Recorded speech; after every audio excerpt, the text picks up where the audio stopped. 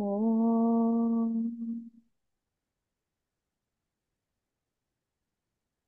ओम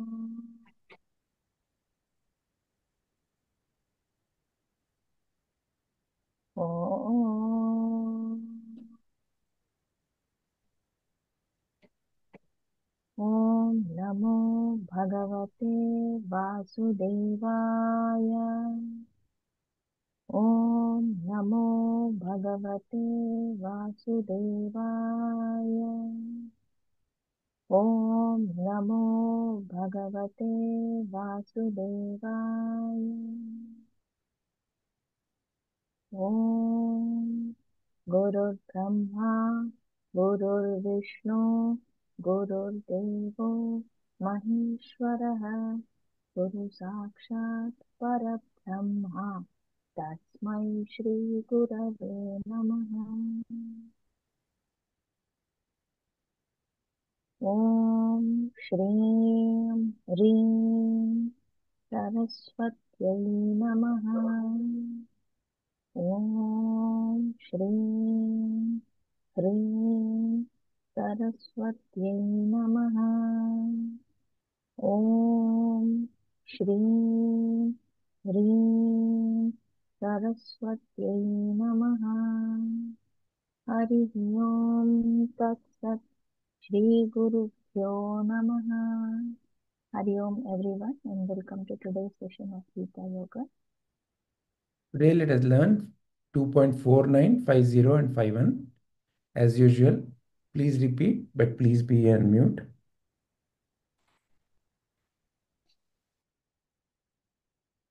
दूरेण दूरेण हि हि अवरं अवरं कर्म कर्म बुद्धि बुद्धि योगात् योगात् धनञ्जय धनञ्जय बुद्धौ बुद्धौ शरणं शरणम् अन्विच्छ अन्विच्छ कृपणाः कृपणाः फल फल हेतवः। हेतवः। दूरेण ह्यवरं कर्म दूरेण ह्यवरं कर्म बुद्धियोगात् धनञ्जय बुद्धियोगात् धनञ्जय बुद्धौ शरणमन्विच्छ बुद्धौ शरणमन्विच्छ कृपणाः फलहेतवः। कृपणाः फलहेतवः। दूरेण ह्यवरं कर्म बुद्धियोगात् धनञ्जय दूरेण ह्यवरं कर्म बुद्धियोगात् धनञ्जय बुद्धौ शरणमन्विच्छ कृपणाः फलहेतवः।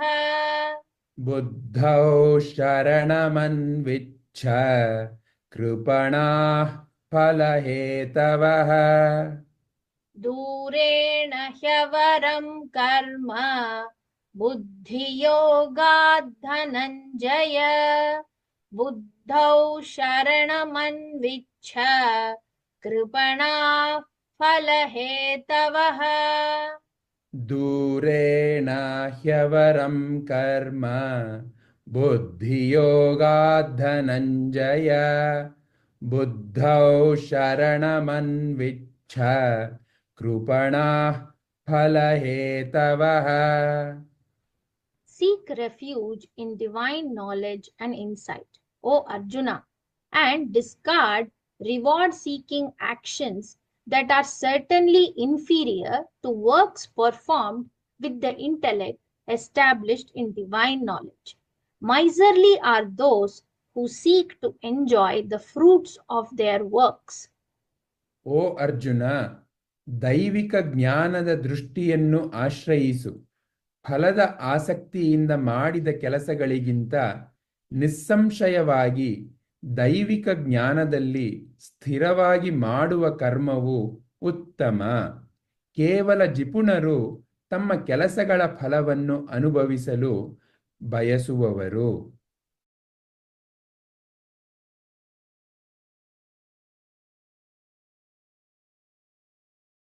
बुद्धि ಬುದ್ಧಿ युक्तः ಯುಕ್ತಃ जहाति ಜಹಾತಿ इह ಇಹ उभे ಉಭೆ सुकृत ಸುಕೃತ दुष्कृते ದುಷ್ಕೃತೆ तस्मात् ತಸ್ಮಾತ್ योगाय ಯೋಗಾಯ युज्यस्व ಯುಜ್ಯಸ್ವ योगः ಯೋಗಃ कर्मसु ಕರ್ಮಸು कौशलम् ಕೌಶಲಂ बुद्धियुक्तो जहातीह ಬುದ್ಧಿಯುಕ್ತೋ ಜಹಾತೀಹ उभे सुकृत दुष्कृते ಉಭೇ ಸುಕೃತ ದುಷ್ಕೃತೆ तस्माद् योगाय युज्यस्व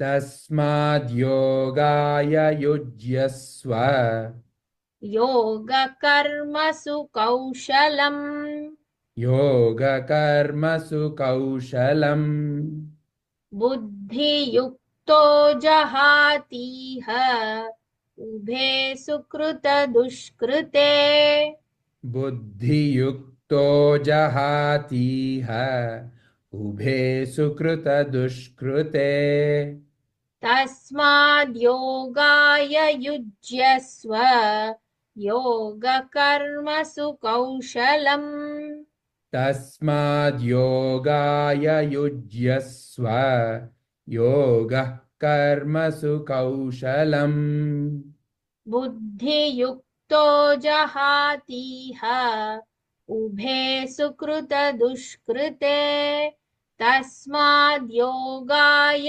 युज्यस्व योग कर्मसु कौशलम् ಬುದ್ಧಿಯುಕ್ತೋ ಜಹಾತೀಹ ಉಭೇ ಸುಕೃತ ದುಷ್ಕೃತೆ ತಸ್ಮಾದ್ ಯೋಗಾಯ ಯುಜ್ಯಸ್ವ ಯೋಗಃ ಕರ್ಮಸು ಕೌಶಲಂ.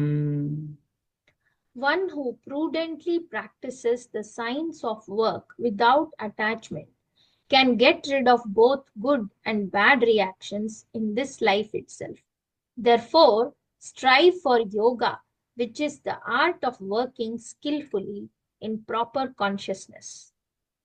ಫಲಾಪೇಕ್ಷೆ ಇಲ್ಲದೆ ಕಾರ್ಯವನ್ನು ವಿವೇಕದಿಂದ ಅಭ್ಯಾಸ ಮಾಡುವವನು ಈ ಜನ್ಮದಲ್ಲಿಯೇ ಒಳ್ಳೆಯ ಮತ್ತು ಕೆಟ್ಟ ಪ್ರತಿಕ್ರಿಯೆಗಳಿಂದ ಮುಕ್ತನಾಗುತ್ತಾನೆ.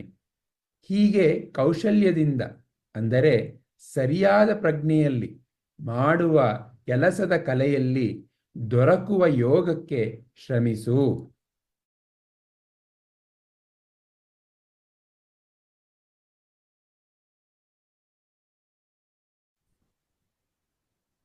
कर्म ಕರ್ಮ जम ಜಂ बुद्धि ಬುದ್ಧಿ युक्ताः ಯುಕ್ತಾಃ हि ಹಿ फलं ಫಲಂ त्यक्त्वा ತ್ಯಕ್ತ್ವಾ मनीषिणः ಮನೀಷಿಣಃ जन्म ಜನ್ಮ बन्ध ಬಂಧ विनिर्मुक्ताः ವಿನಿರ್ಮುಕ್ತಾಃ पदं ಪದಂ गच्छन्ति ಗಚ್ಚಂತಿ अनामयम् ಅನಾಮಯಂ.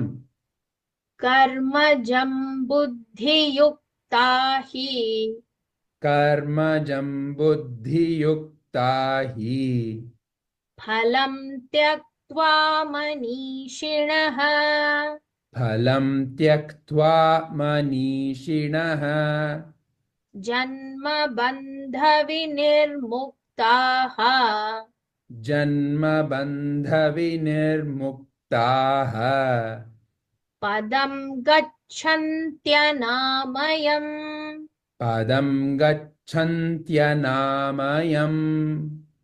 कर्मजं बुद्धियुक्ता हि फलं त्यक्त्वा मनीषिणः कर्मजं बुद्धियुक्ता हि फलं त्यक्त्वा मनीषिणः जन्मबन्धविनिर्मुक्ताः पदं गच्छन्त्यनामयम्।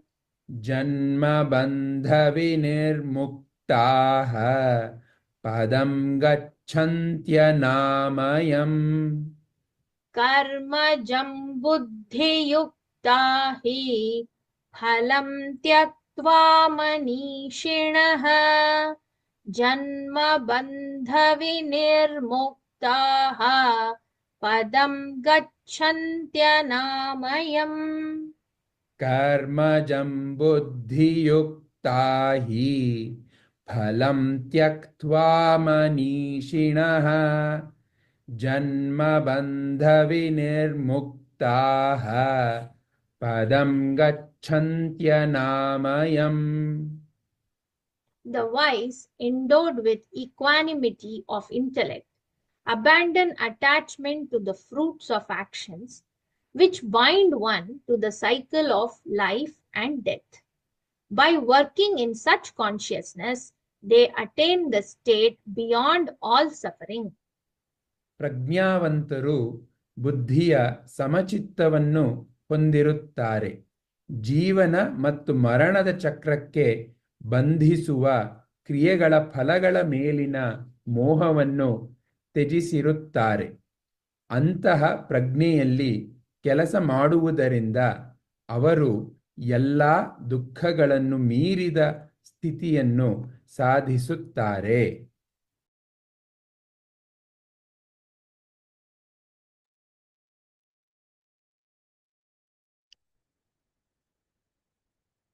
ॐ असतो मा सद्गमय तमसो मा ज्योतिर्गमय मृत्योर्मा अमृतं गमय। ॐ शान्ति शान्ति शान्तिः। मूकं करोति वाचालं पङ्गुं लङ्घयते गिरिं यत्कृपातमहं वन्दे परमानन्दमाधवम्।